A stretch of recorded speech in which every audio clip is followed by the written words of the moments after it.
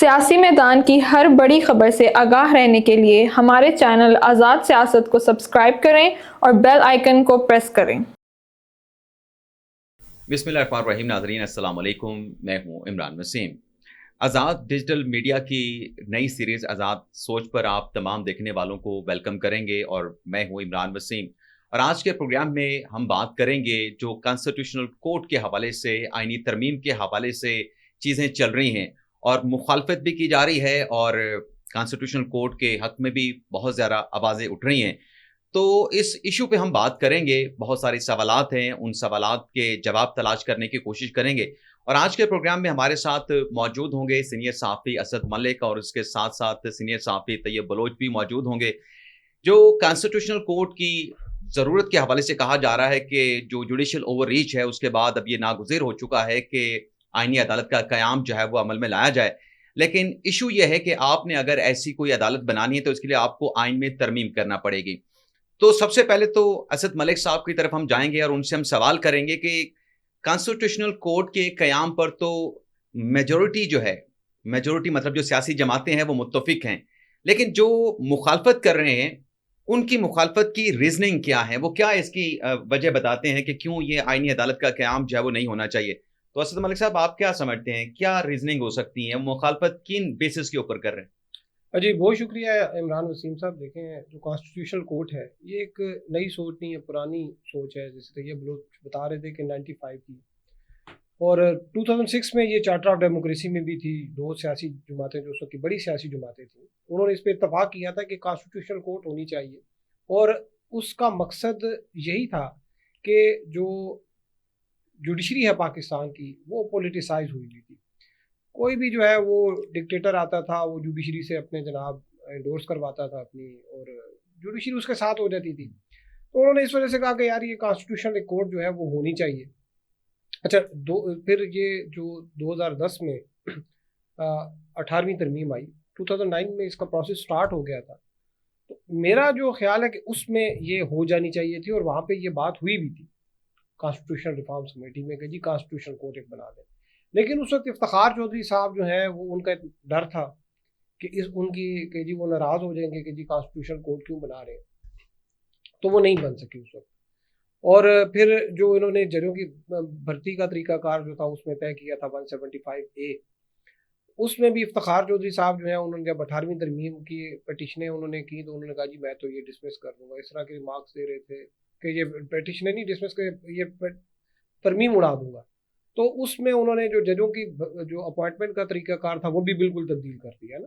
उसमें पार्लियामेंट और जो जुडिशरी है उनके कंसेंसस के साथ, एक अफ़ाम तफ़हीम के साथ जो है वो होनी थी। तो उन्होंने वो सारा जो है पार्लियामेंट को तो रबर स्टैम्प बना दिया और जिस बंदे के ऊपर वो हाथ रखते थे वो जज बन जाता था। और बड़ी मतलब अफसोस की बात है कि उसके बाद भी यही सिलसिला चलता रहा। आप देख लीजिए कि 2010 से लेके अब तक कोई भी मेरे ख्याल में मेरिट पे कोई भर्ती नहीं हुई।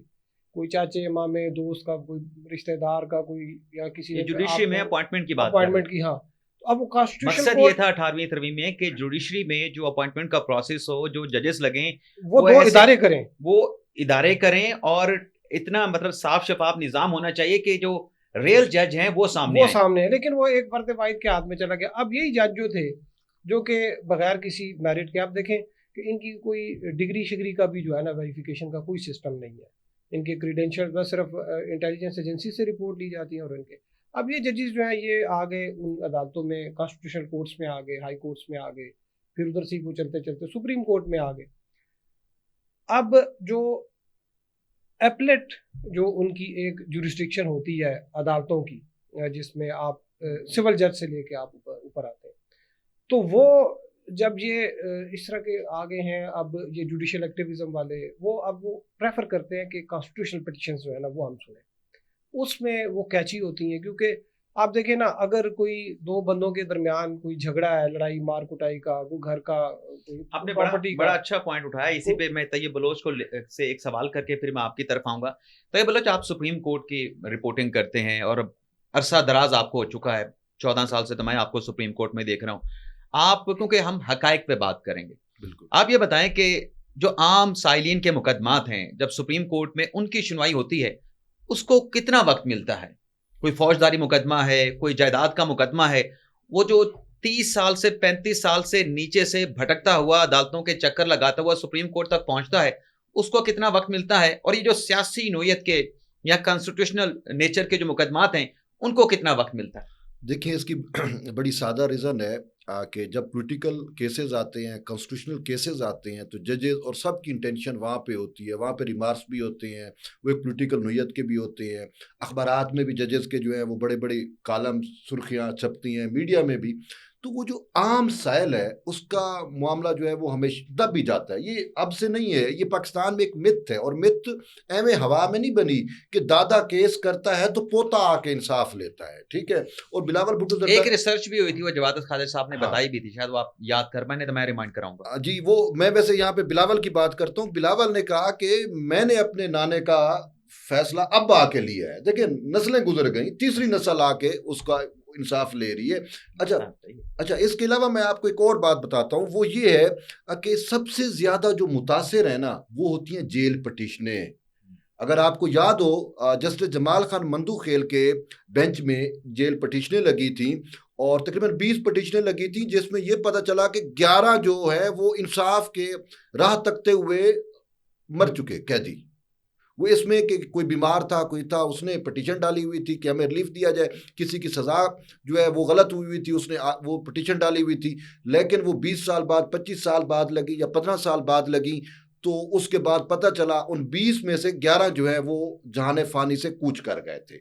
अब भाई इंसाफ तो देना है, उन बेचारों को देना है जिनकी ज़िंदगी दांव पे लगी हुई है। और आप एक सबसे मशहूर मुकदमा भी आपको याद होगा कि सुप्रीम कोर्ट से एक जो है वो कैदी, उसको इंसाफ मिला उस वक्त मिला कि जब उसको फौत हुए भी 5 साल हो चुके थे, बरी हो गया, लेकिन उसको फौत भी हो चुका उस वक्त तक वो दुनिया से बरी दुनिया से भी बरी हो चुका था। ये असल मसाइल हैं, और इन मसाइल की वजह से जो है वो वक्त की ज़रूरत, अब तो वक्त की ज़रूरत है, लेकिन मैं ये नहीं कह रहा कि पीछे देखें वो 30 साल 20 साल का एक पूरा अरसा है जिसमें हमारे पॉलिटिकल स्टेक होल्डर जो हैं उनकी मुशावरत शामिल है, उसमें वकला कम्युनिटी की भी राय शामिल है। देखें, ये खुद जो है वो पाकिस्तान बार कौंसिल के आप मीटिंग्स के जो मिनट्स हैं वो उठा के देख ले, कितनी दफ़ा उन्होंने ये चीज़ें डिस्कस की। अच्छा, लाहौर हाई कोर्ट बार की मैंने बात की थी, वहाँ पे सबसे पहले 1995 में ये करारदाद पास हुई, उसके बाद जो है वो बीबी शहीद ने और इन लोगों ने उसको अडाप्ट किया। लेकिन इसमें जो आपने सवाल पूछा, तो उसमें एक रीज़न मैं आपको ये बताता हूँ कि कहीं ना इसकी मुखालफत में रीजनिंग दी जाती है, मुखालफत में जो रीजनिंग दी जा रही है वो ये रीजनिंग दी जाती है कि चूंकि जो जजेस अपॉइंट होते हैं, मैं आपको उसकी हिस्टोरिकल एक बैकग्राउंड बताता हूँ कि जब भुट्टो शहीद को की हुकूमत का तख्ता उल्टा गया, तो ज़ियाउल हक ने क्या किया कि ज़ियाउल हक ने जजेस की जो रिटायरमेंट की उम्र भी चेंज की, और उनकी यानी कि अपर जो लिमिट है रिटायरमेंट की और जो लोअर लिमिट है कि जज जब इंडक्ट होते हैं, उन दोनों में तब्दीली की। पहले 40 साल थी तो उसने 45 साल कर दी। वजह क्या थी कि ऐसे जज ही सिर्फ अदलिया में आ सके जो भुट्टो शहीद या पीपल्स पार्टी या उनका पॉलिटिकल एफिलिएशन ना हो, या जो बैठे हैं वो रिटायर हो जाएं, जो डिक्टेटर का मकसद पूरा कर सके। मकसद पूरा कर सके। बिल्कुल ये इसी तरीके से होता रहा। अब ये जो मुखालफत करते हैं वो ये भी रीज़न ज़रूर देते हैं कि बीबी शहीद ने इस वजह से किया कि वो एक मुशर्रफ का मामला था, और मुशर्रफ ने जो है वो जुडिशरी के अंदर बहुत ज़्यादा जजेस इंडक्ट कर दिए थे। तो उन्होंने कहा कॉन्स्टिट्यूशनल कोर्ट होगी तो मैटर जो है वो डिफरेंट कोर्ट में चले जाएंगे, तो वो जजेस जो है वो हमारे साथ इंसाफ करेंगे। लेकिन ये ना हो कि अगर मुशर्रफ के जज लगे हुए हैं तो हमारे केसेस वगैरह सारे मुतासर होंगे। और आज भी ये एक रीज़न ज़रूर समझी जा रही है कि जनरल फैज़ ने जो है, या इमरान प्रोजेक्ट के तहत बहुत सारे जज जुडिशरी में इंडक्ट किए गए। साकिब निसार ने, उमर अता बंदियाल ने, इन सब ने जिस तरीके से हुआ, और ख़ुद वज़ीर कानून ने 2 जजेस के अपॉइंटमेंट पे माफ़ी मांग चुके हैं कि मुझे ब्लैकमेल करके 2 जज सुप्रीम कोर्ट में लगवाए गए, ठीक है। तो अब वो ये कहते हैं कि चूंकि अब इस टाइम सुप्रीम कोर्ट हो, हाई कोर्ट हो, इस्लामाबाद हाई कोर्ट खसूसी और या लाहौर हाई कोर्ट, इसमें जो है वो इमरान प्रोजेक्ट की जजेस जो है वो अब अक्सरियत में आ चुके हैं। अगर मैं हकीकत बात करूँ तो सिर्फ अक्सरियत में नहीं है, इन्होंने तो जुडिशल कू भी कर दिया है ना। सुप्रीम कोर्ट की देखते हैं, इस्लामाबाद हाई कोर्ट में 6 जज एक जुडिशल कू, हाँ जुडिशल कू करते थे। ये बोलो सर, जुडिशल कू हमने वैसे कभी देखा नहीं। जुडिशल कू सर इस्लामाबाद हाई सुना बहुत है, ये असद मलिक साहब इस पे ज्यादा बता सकते हैं। इस्लामाबाद हाई कोर्ट के 6 जज एक साइड पे, चीफ जस्टिस और उसके साथ 1-2 जज वो एक साइड पे हैं। सुप्रीम कोर्ट में देख लो 8 जज बिल्कुल एक साइड पे हो गए हैं, ठीक है। उसमें से कुछ साइलेंट है और बाकी चीफ जस्टिस उसको चीफ जस्टिस को तो काम भी नहीं करने दिया जा रहा, आपके सामने है। मुझे कुछ थोड़ा बहुत अगर नॉलेज है कि इस कॉन्स्टिट्यूशनल कोर्ट की जो मुखालफत की जा रही है उस पर 2 पॉइंट्स असद भाई मुझे एक तो ये कि ये सेपरेशन ऑफ जो पावर है उसकी खिलाफ वर्जी है कि अदलिया में एग्जेक्टिव की या मुकन्ना की मुदाखलत नहीं होनी चाहिए। दूसरा पॉइंट ये है कि अगर फेडरल कॉन्स्टिट्यूशनल कोर्ट बन जाती है तो ये हम एक तरीके से जो प्रेसिडेंशियल निज़ाम हुकूमत होता है उसके करीब चले जाएंगे। लेकिन असद भाई आपसे मेरा सवाल ये है, जब बात ये हो रही होती है कि आपने डेजोल्यूशन ऑफ पावर करना है, आपने अख्तियारात की नीचे तक तकसीम करनी है, हमारे सामने ये जो वफाकी शरई अदालत है, ये केसेस जब वफाकी शरई अदालत में नहीं जाते थे ये सुप्रीम कोर्ट में ही सुने जाते थे, लेकिन जब एक अलग से वफाकी शरई अदालत बना दी गई, ना उसका ताल्लुक हाई कोर्ट के साथ है ना उसका ताल्लुक जो है वो लोअर जुडिशरी के साथ है। अगर यहां पर भी आईनी अदालत बन जाती है या सुप्रीम आईनी अदालत बन जाती है तो क्या उससे कोई फर्क पड़ेगा? जो मुखालफत करने वाले के सेपरेशन ऑफ पावर का जो कंसेप्ट है उसके खिलाफ चला जाएगा। देखिए अख्तियारात डिवॉल्व हो रहे हैं, प्राइम मिनिस्टर से काबीना से नीचे जाते हैं वजारतों के पास, वजारतों से नीचे महकमों के पास। इसी तरीके से हम देखते हैं कि कौमी असम्बली है, कौमी असम्बली से नीचे सूबाई असम्बली है, सूबाई असम्बली के नीचे लोकल असम्बलियां मौजूद हैं, लोकल गवर्नमेंट मौजूद हैं। तो यहां पर जो सवाल मेरा अपने तैयब बलोच से भी था कि कितना वक्त मिलता है आम साइलिन के मुकदमात को, कितना वक्त मिलता है जो सियासी मुकदमात हैं उनको, इन चीजों को सामने रखते हुए अगर ये हो जाता है, कॉन्स्टिट्यूशनल कोर्ट बन जाती है, तो कैसे ये सेपरेशन ऑफ पावर का जो प्रिंसिपल है उसके खिलाफ जाएगा? देखिए इमरान साहब, जो मैंने इसके ऊपर मुतादिद, क्योंकि मैं ट्रायल कोर्ट भी कवर करता हूँ, हाई कोर्ट भी करता हूँ, सुप्रीम कोर्ट में भी ऑफ एंड ऑन, उसके अलावा जो लॉ एंड जस्टिस है, लीगल मैटर्स के ऊपर, ये जो एक साइकिल है ना, नीचे से जो केस ऊपर आता है 40 साल लगते हैं। आप 25 साल में आप पहला दौर चलता है सुप्रीम कोर्ट में एक दीवानी 25 साल तकरीबन कोई फौजदारी की और 35-40 नहीं, साल दीवानी नहीं 25 साल में वो आता है सुप्रीम कोर्ट में होता है, फिर वो नीचे जाता है, फिर एग्जीक्यूशन स्टार्ट हो जाती है। यानी को टोटल 40 साल, बल्कि ये भी 40 साल भी खुशकिस्मत आदमी होगा।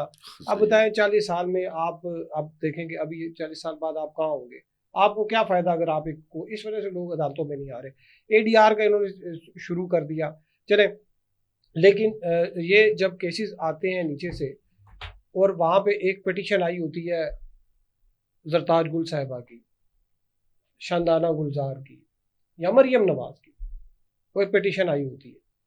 तो पॉलिटिकल केसेस को जो है, एक तो वो रेगुलर लगते हैं जो कॉन्स्टिट्यूशनल जुरिसडिक्शन में आते हैं, अगले दिन लग जाते हैं, वो अगले दिन लग जाते हैं। फिर उनका फिर कहते हैं अच्छा जी हम ब्रेक के बाद फिर सुनेंगे, अच्छा जी वो फलां सेक्टर कमांडर को बुला लें, फलां को बुला लें, फलां को बुला लें। कभी उन्होंने ये तो नहीं कहा कि यार ये 40 साल से जो है ये तहसीलदार ये पटवारी जो है ये इसका जो है ये इंतकाल नहीं कर रहा, कब्जा नहीं दे रहा, तो जमीन का कब्जा नहीं, तो पटवारी को भी बुलाएं जरा, चले कमिश्नर को बुला लें, ठीक है, इस तरह तो कलेक्टर को बुला लें। अब वजीर आजम को बुला देते हैं। अब वो क्यों? क्योंकि वो ये न्यूज़ कैची जो होते हैं ना, अब इस वजह से ये वाले केसेस जो है ये इनकी वो नंबर ही नहीं आता। अच्छा, फिर काजिस तकती है, जजेस जो है, अब मैं आपको इस्लामाबाद हाई कोर्ट के जजेस की बताऊँ, देखें 6 जजेस जिन्होंने ख़त भी लिखा था, आप इनकी ना वो डिस्पोजल, मैंने गुज़िश्ता दिनों एक स्टोरी की तो उस पर कुछ मुझे मतलब फीडबैक अच्छा नहीं आया कि भाई वो कहते हैं जी कि जजों को पसंद नहीं है स्टोरी। वो ये था कि भाई आपके जजेस भी स्टोरियों को पसंद ना पसंद करते हैं, वही वो इस तरह से था कि वो उनकी एक डिस्पोजल था ना कि बैकलॉग इतना ज़्यादा क्यों हो रहा है, क्या था। तो उसमें ये था कि आपका जो इंस्टीट्यूशन जो केस फाइल हो रहे हैं वो ज़्यादा है। तो ये एक जो बात थी कि ये जो जजेस जिस तरह से अपॉइंट किए गए ना, आप हमारे तो यहाँ पे फौजदारी के केसेस बहुत ज़्यादा है ना, आपकी लोग खाम खा जो है फौजदारी और दीवानी जायदादों के।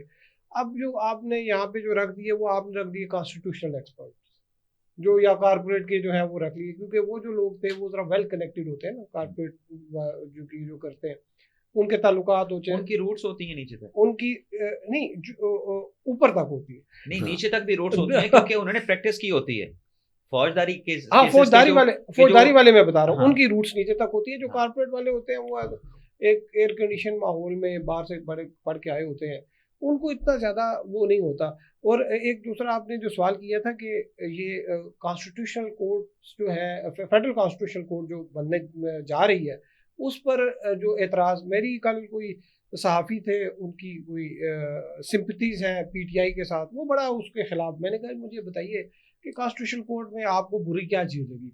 उन्होंने कहा ये फ़ायज़ ईसा साहब के लिए बन रही है कि उनको अकोमोडेट। मैंने कहा फ़ायज़ ईसा साहब जो है ना 3 साल उसमें रहेंगे, अगर वो हुकूमत उनको लगाती है, एक इदारा बन जाएगा। और मैंने कहा ये इदारा जो है ये भी आपके साथ इस्टेब्लिशमेंट भी है, तो आप बना सकते हैं।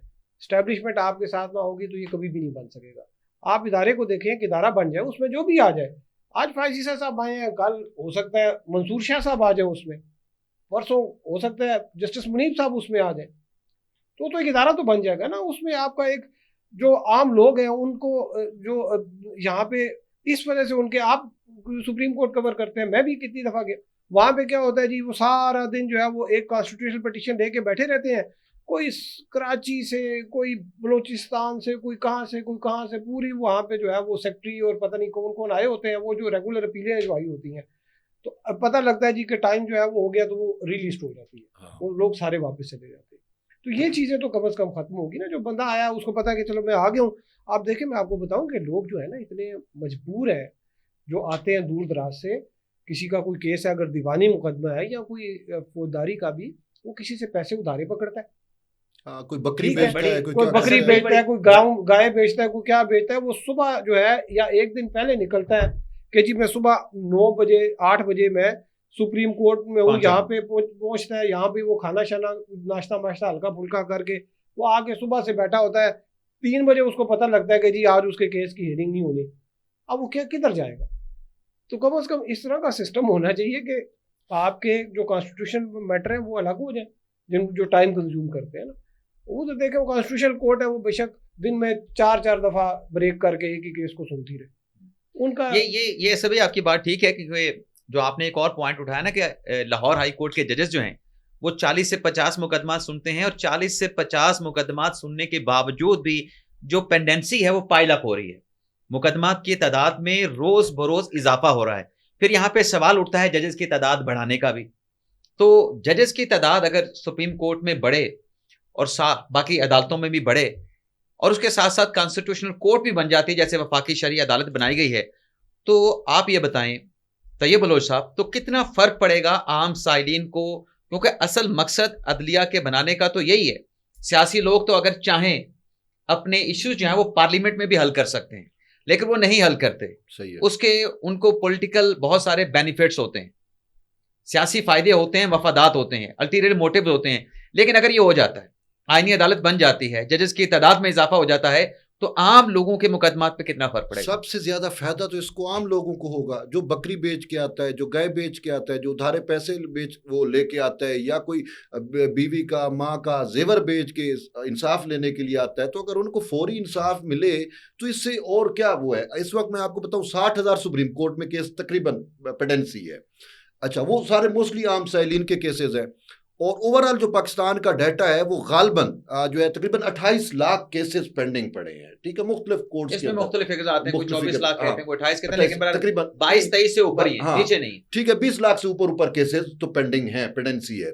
तो अब ये देखिए कि वो 20 लाख जो साइल है, साफ ज़ाहिर है उसको मल्टीप्लाई करे ना, और एक केस में कितने लोग उससे ठीक है इन्वॉल्व होते हैं, 2-2.5 करोड़ बंदा बन जाता है। अब वो सारे जो है इसमें बैठे हुए 20 लाख आप यूं समझें कि खानदान है, खानदान, एक खानदान में 6-7 लोग होते हैं। नहीं, फिर उनके जो दूसरी पार्टियां फ्रीक होते हैं, ठीक है, 3-3-4 एक केस में 3-3 4-4 5-5 11-11 लोग। तो यूं एक और पॉइंट भी है, माजरत में आप दोनों को काट रहा हूं, ये तो हम वो काउंट कर रहे हैं ना जो हमारे सामने है। लेकिन जब ये शुरू हुआ, प्रॉपर्टी का मुकदमा, जायदाद का मुकदमा, एग्रीकल्चर लैंड का मुकदमा, ये जब 40 साल चलता है, तो फिर आप इसको मल्टीप्लाई करें, कितने लोग अफेक्ट होते हैं, हाँ, कितनी नस्लें जो है वो अदालतों के चक्कर लगाती हैं। बिल्कुल। तो इसी वजह से आपकी बात ठीक है कि जजेस की तादाद जो है वो बढ़ानी चाहिए। और इस हवाले से तो मैं अगर आपको बताऊं कि खैबर पख्तूनख्वा में जो है वो एक सदर जरदारी की जानिब से जजेस की तादाद बढ़ाई भी गई। वजारत कानून ने समरी भेजी, पता नहीं कि कुछ जजेस जो है वो तादाद बढ़ाई गई है। और वैसे भी जो ये अमेंडमेंट थी, इसमें भी कहीं ना कहीं सुप्रीम कोर्ट के जजेस की तादाद भी 17 से जो है वो वो एक बढ़ाने बिल का मौजूद है बिल 23 मौजूद है। करने का। तो ये चीजें तो ऑलरेडी हैं, लेकिन एक मसला और भी आया है और वो जरूरी, वो डिस्कस करना जरूरी है। मैं ये समझता हूँ वो कि क्या इशू है जी? जुडिशियल कमीशन या ये जजेस की अपॉइंटमेंट का तरीका जुडिशरी के पास जाने से पहले जजेस जो होते थे वो तकरीबन पूरी तादाद में होते थे। जब से जुडिशियल कमीशन वजूद में आया, जजेस की तकर्रियां शुरू हुई, तो किसी भी हाई कोर्ट में पूरे जज आज तक अपॉइंट ही नहीं हो सके। यानी आप कह रहे हैं कि जुडिशियल कमीशन बनाने के बाद जुडिशियल कमीशन का जो काम था, हमारे सामने हाई कोर्ट की मिसाल मौजूद है, हाँ, 24 या 26 असामियां खाली हैं लाहौर और हाई कोर्ट पिछले में। 4 साल से खाली इस्लामाबाद पड़ी हाई हैं। कोर्ट में बिल्कुल। 2 है। अच्छा, सिंध हाई कोर्ट में 11 सीटें खाली पड़ी हैं, ठीक है ना। तो मतलब है ये तो जज अपॉइंट कर रहे हैं ये जुडिशियल कमीशन, तो वो तो अपने जज भी पूरे नहीं कर पा रहा। तो इस वजह से भी पेंडेंसी बढ़ी है। जब वो एग्जीक्यूटिव के पास ये मामला या दूसरे तरीके के तहत अपॉइंटमेंट होती थी, वो तकरीबन जजेस की तादाद पूरी होती थी, ठीक है ना। तो पहले तो इसी वजह से जो है वो जो स्टेक होल्डर है, मैं असद साहब के पास जाना चाहूंगा कि बात हम कर रहे हैं कॉन्स्टिट्यूशनल कोर्ट की, और उसके लिए जाहिर सी बात है कि कॉन्स्टिट्यूशन अमेंडमेंट की जरूरत है। जो आप असद भाई बात कर रहे थे कि एतराज ये उठाया गया कि काजी फैसल साहब को उसका जज ना लगा दिया जाए, चीफ जस्टिस ना लगा दिया जाए। अगर ये आईनी तरमीम और आईनी अदालत का जो कयाम है काजी साहब के जाने के बाद हो जाता है, क्या फर्क पड़ेगा? क्या तब नहीं हो पाएगी? तब भी हो सकती है, तो क्या फर्क पड़ेगा उससे? देखिए, इस वक्त अगर मैं समझता हूँ कि किसी को कॉन्स्टिट्यूशनल कोर्ट की ज़रूरत है तो वो पीपल्स पीटीआई है जिसको उनकी ज़रूरत है कि कॉन्स्टिट्यूशनल कोर्ट जो है वो होनी चाहिए, क्योंकि उनके देखिए बहुत सारा इमरान खान के ऊपर फौजदारी के कुछ 200-250 केस है। अच्छा, एक थोड़ी सी एक और जो चीज़ है कि कुछ थोड़ा सा अवहाम इस चीज़ में है कि जो कॉन्स्टिट्यूशनल कोर्ट बनेगी तो हाई कोर्ट की भी कॉन्स्टिट्यूशन जुरिस्डिक्शन शायद खत्म हो जाए। मेरी कल इस पर कुछ लोगों से बात हुई तो उन्होंने कहा कि नहीं, जो 199 है ये उसके पास नहीं जाएगी कॉन्स्टिट्यूशन कोर्ट में, क्योंकि कॉन्स्टिट्यूशन कोर्ट जो है वो तो मामलात हैं कि चले कोई फेडरेशन से। अब इसमें बहुत से ऐसे मामलात होते हैं जो कि आपके लोकल नेचर के होते हैं कि आपका शनाख्ती कार्ड नहीं बन रहा, शनाख्ती कार्ड ब्लॉक हो गया है, और इस किस्म के कोई इश्यूज इस तरह से आ जाते हैं, तो वो आप फिर फेडरल कॉन्स्टिट्यूशनल कोर्ट में नहीं, वो 199 ही, लेकिन वो हाई कोर्ट में उसकी कोई जुरिस्डिक्शन सो मोटो के हवाले से, वैसे भी सो मोटो की जुरिस्डिक्शन नहीं है। तो ये जो हाई कोर्ट की है इसके पास मेरे जो है उसमें ये 199 की रहेगी।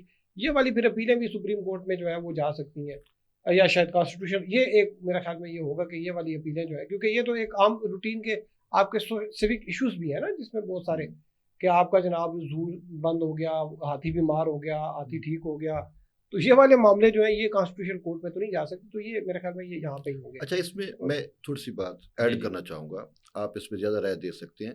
बिलावल भुट्टो जरदारी की मैंने तकरीरें सुनी और जो सिंध हाई कोर्ट बार में खासकर उन्होंने खिताब किया, तो वो कहते हैं कि सूबाई कॉन्स्टिट्यूशनल कोर्ट भी कायम की जाएगी।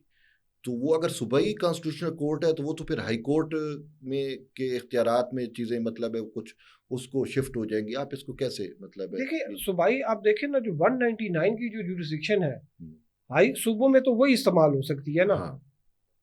तो उसमें आप 199 में तो ऑलरेडी हाई कोर्ट मौजूद है, तो सूबाई के लिए तो फिर भी आपको एक अलग से, क्योंकि देखें हाई कोर्ट भी है, वो आपको तरमीम करनी पड़ेगी फिर, अगर आप अलग से एक हाई कोर्ट भी बनाना चाहते हैं। ये आपको याद होगा इस्लामाबाद हाई कोर्ट पहले बनी थी प्रेसिडेंशियल आर्डर के तहत, फिर बाद में उसको मुशर्रफ साहब ने उसको कालदम करार दे दिया था, बाद में फिर कॉन्स्टिट्यूशन अमेंडमेंट आई थी। बिल्कुल। तो मेरे नहीं ख्याल कि हाई कोर्ट के लिए कोई कंसेंसस हो सकता है, फेडरल कॉन्स्टिट्यूशनल कोर्ट के लिए तो शायद हो सकता है, लेकिन हाई कोर्ट में फिर आप देखें ना वो कॉन्स्टिट्यूशनल कोर्ट करेगी क्या 199, तो फिर हाई कोर्ट के जज जो हैं वो फिर क्या करेंगे। अब इस्लामाबाद में मैं आपको बताऊं कि इस्लामाबाद में ज़्यादातर जो है वो इलीट है, वो नहीं जाते, नीचे से नहीं जाते, वो ट्रायल से नहीं जाते, सिविल अदालतों में नहीं जाते, वो डायरेक्ट आके पिटीशन कर देते हैं। तो फिर ये तो, और इस पर वो तो ऐसे होगा ना असद भाई, अगर कॉन्स्टिट्यूशन पिटीशन उधर हाई कोर्ट में चली गई है, आर्टिकल 199 की चली गई है, उसमें अगर कोई कॉन्स्टिट्यूशनल मैटर है तो वो कानून में जाहिर सी बात है कि उसको केटर किया जाएगा, तो वो डायरेक्टली आएगा कॉन्स्टिट्यूशनल कोर्ट में। लेकिन अगर सिर्फ बुनियादी हकूक के हवाले से मामला है, इंडिविजुअल मामला है, तो वो उसकी अपील सुप्रीम कोर्ट में चली जाएगी। लेकिन दो सवाल है मेरे। 199 को भी तो अमेंड कर रहे हैं ना। हाँ, उसको भी अमेंड कर रहे हैं, लेकिन मेरे दो सवाल है। एक अभी 63A के हवाले से बात कर रही है बिल्कुल कि अब नंबर भी पूरे करने हैं, और नंबर के हवाले से मौलाना फजल रहमान साहब की पोजीशन है तो 63A का जो मुकदमा 30 सितंबर को समाअत के लिए लगा है, मुनीब अख्तर साहब अगर इनकार करते हैं बेंच में बैठने से, ऑथर जज हैं, सुप्रीम कोर्ट के रूल्स के मुताबिक वो बेंच में शामिल होने चाहिए, तो फिर क्या पोजीशन बनेगी? क्या जो बाकी जजेस बैठेंगे वो केस को प्रोसीड करेंगे या फिर नया बेंच तश्कील देना पड़ेगा? या मुनीब अख्तर साहब के एब्सेंट से अगर वो उठ जाते हैं तो क्या केस आगे चल पाएगा या नहीं? देखिए, इसमें तो पहली बात यह है कि मैं आपको इसमें थोड़ा सा ऐड करना चाहूँगा कि इस हवाले से जो नज़रसानी की दरख्वास्त है वो है सुप्रीम कोर्ट बार एसोसिएशन की। कल हमारी बात हो रही थी सुप्रीम कोर्ट बार एसोसिएशन के सदर के साथ, तो उन्होंने एक बात की, वो उन्होंने कहा कि हमने पार्लियामेंटेरियंस को, वज़ीर कानून को और बाकी जो उनके साथ मुशावरत तो चल रही है ना इनकी मुजवजा अमेंडमेंट्स पे, कि हमने उनको कहा कि आप 63A को रहने दें, इसको अमेंड ना करें, वरना वो जो पहला एक ड्राफ्ट शेयर हुआ उसमें 63A भी उसको असली हालत में बहाल करने का था कि जी वो पार्लियामान का कलेक्टिव विजडम है तो वो बहाल किया जाए। तो उन्होंने कहा कि नहीं, ये सुप्रीम कोर्ट से हो जाएगा। और फिर हमने देखा कि विद इन सुप्रीम कोर्ट तकरीबन 2 महीनों से ये एजेंडे पे आता था और कमेटी में नहीं फिक्स होता, वाट एवर कमेटी की हैयत अब चेंज हुई ऑर्डिनेंस के बाद, हो गया। अब मंसूर अली शाह साहब और जस्टिस मुनीब अख्तर का है थोड़ा सा इस पे एतराज़, लेकिन अब चूंकि मुनीब अख्तर साहब आथर जज हैं और उनके बारे में खुद सुप्रीम कोर्ट के जज लिख चुके हैं कि उन्होंने आइन को रीराइट किया 63A में जाके, अब जो है वो 30 को समाअत होने जा रही है। अब देखना ये है कि क्या होने जा रहा है या क्या होगा। अब ये सब कुछ डिपेंड कर रहा है जस्टिस मुनीब अख्तर की अपनी सोच पे कि आया वो 30 सितंबर को 11:30 बजे कोर्ट 1 में जब ये केस समाअत के लिए होगा तो उसमें वो आके बैठते हैं या नहीं बैठते। एक अगर बैठते हैं तो बैठने के बाद उठते हैं, नहीं उठते नहीं उठते, अगर बैठते हैं तो बैठने के बाद उठ जाते हैं, उठते हैं तो किन शराइत पे, क्या अपना नोट देते हैं, क्या अपना एतराज़ रजिस्टर कराते हैं, या कोई अपना जो उन्होंने तहरीरी तौर पर समाअत उनके बगैर हो सकती है? उनके बगैर समाअत हो सकती है। उसकी 2 चीजें हैं, ठीक है। एक तो ये भी है कि वो फैसला आया था 3 की अक्सरिया से, 3-2, 5 में से 3 ने वो किया था। अगर हम सपोज करें कि जो मुनीब अख्तर साहब हैं वो उठ जाते हैं तो उसके बाद 4 जज भी केस सुन सकते हैं। लेकिन उसमें एक और भी चीज़ है कि वो जो कमेटी है, जस्टिस अमीनुद्दीन खान उसमें शामिल हैं, तो जस्टिस अमीनुद्दीन खान इस बेंच में भी शामिल है। तो हो सकता है कि वो ब्रेक कर लें 5 मिनट की, 10 मिनट की, टी पे बैठ के, हाँ टी पे बैठ के दोबारा उसको रिकॉन्स्टिट्यूट करके एक जज और उसमें इजाफा करके 5 के साथ चले जाएं, 4 के साथ बैठ जाएं, कुछ भी ऐसा हो सकता है। लेकिन एक चीज़ ये भी है कि अगर जस्टिस मुनीब अख्तर जो है वो आते ही नहीं है, ठीक है, बीमार हो गए, ये बड़ा एक कानूनी सवाल है। नहीं, मैं आपको बताऊं, देखें जो रिव्यू का जो राइट है वो हमारे आइन में और कानून में, ठीक है। अब आप जज की अगर मर्जी नहीं है, जज बीमार हो जाता है, खुदा ना खास्ता कोई जज है वो उनकी तबीयत खराब ज़्यादा हो जाती है, दूसरा का इशू हो जाता है, तो आपके ख्याल में कि वो कॉन्स्टिट्यूशन का जो लीगल प्रोविजन है वो रिडंडेंट हो जाएगी?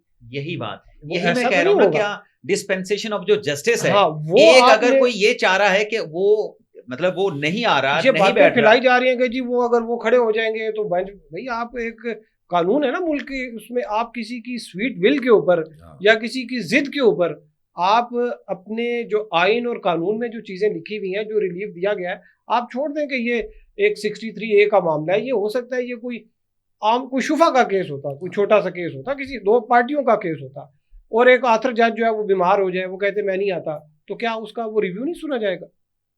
वो तो एक लीगल राइट है ना, जिसका चाहे वो हुकूमत है, चाहे वो कोई आम यही मेरा सवाल था, चाहे पीटीआई, डिस्पेंसेशन ऑफ जो जस्टिस है वो रुक नहीं सकती, वो नहीं रुक सकती। और फिर यहाँ पे चले आखिरी सवाल करते हैं और प्रोग्राम को क्लोज करते हैं। यहाँ पर जो मखसूस नशिस्तों का मुकदमा था उसमें तो आर्टिकल 187 187 इन्वोक हो गया कि कंप्लीट जस्टिस हमने करना है। जो हम देखते हैं कि इंसाफ के पैमाने मुख्तलिफ हैं। पनामा के केस में हमने देखा कि यहाँ पर तो एक सियासी जमात को रिलीफ देने के लिए अब 187 में चले गए। पनामा में हमने देखा कि एक पार्टी के हेड को, एक वजीर आजम को सजा देने के लिए आप ने पता नहीं कौन सी किताबें खोली। तो ये जो इंसाफ के मुख्तलिफ पैमाने हैं, इंसाफ के जो मुख्तलिफ पैमाने, तो फिर कॉन्स्टिट्यूशनल कोर्ट तो फिर और भी नागुज़ीर हो जाती है। देखिए ना कि मतलब आप, मेरी आज किसी से बात हो रही, वो कह रहे देखें अवाम ने वोट दिया था पीटीआई को, पीटीआई को दिया था तो कॉन्स्टिट्यूंट्स, मैंने कहा तो देखें तो वो जो सेनेट वाला था साकिब निसार साहब ने जो ऑर्डर कर दिया था, तो वो सारे आज़ाद हो गए थे।